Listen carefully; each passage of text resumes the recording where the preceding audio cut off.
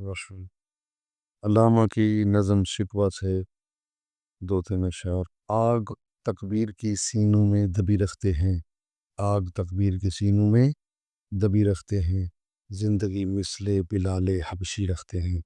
آگ مراد شدید جوش و جذبہ، بلال حبشی حضور کے مشہور صحابی و مؤذن۔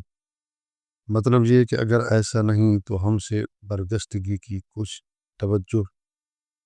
تو وجہ ہونی چاہیے، جبکہ ہمارے سینے میں آج بھی تکبیر کی آگ محفوظ ہے۔ یعنی ہم تو ابھی تیرے ساتھ اٹیچ ہیں اے اللہ تعالیٰ کے ذات، اور ہماری زندگی عملی سطح پر حضرت بلال حبشی کی مانت ہے۔ دوسرا، عشق کی خیر وہ پہلی سی ادا بھی نہ سہی، زیادہ پیمائی تسلیم و رضا بھی نہ سہی۔ خیر مان لیا، زیادہ پیمائی کا مطلب ہے راستے پر چلنا، تسلیم و رضا اللہ کی رضا پر راضی ہونے کے راستے پر چلنے کی حالت کو کہتے ہیں زیادہ پیمائی تسلیم و رضا۔ مطلب ہر چند کہ ہم تیری چاہت میں پہلا والا انداز نہیں رکھتے، نہ ہی ہم میں تیری خاطر تسلیم و رضا کی وہ خو ہے، یعنی عادت ہے جو پہلے ہوا کرتی تھی۔ مضطرب دل صفت قبلہ نما بھی نہ سہی، اور پابندی آئین وفا بھی نہ سہی۔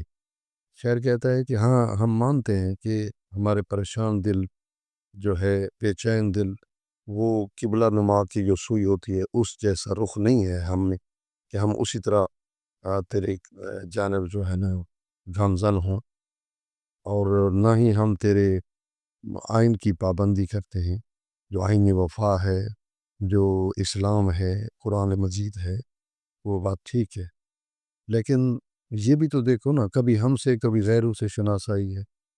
شناسائی بنی دوستی، ہر جائی کے بنی ہر جگہ پہنچنے والا۔ کبھی ہم سے کبھی غیروں سے شناسائی ہے، بات کہنے کی نہیں تو بھی تو ہر جائی ہے۔ اس کے باوجود خود تیرا طرز عمل جو ہے کہ کبھی ہم سے کبھی دوسروں پر عنایت مہربانی کرتا ہے، اس سے صاف ظاہر ہے کہ بات ہر چند کی نہیں، پھر بھی چاہے بغیر نہیں رہا جاتا کہ تو بھی تو ہر جائی ہے، ہر جگہ پہنچنے والا ہے، صرف ہمارا تو نہیں ہے۔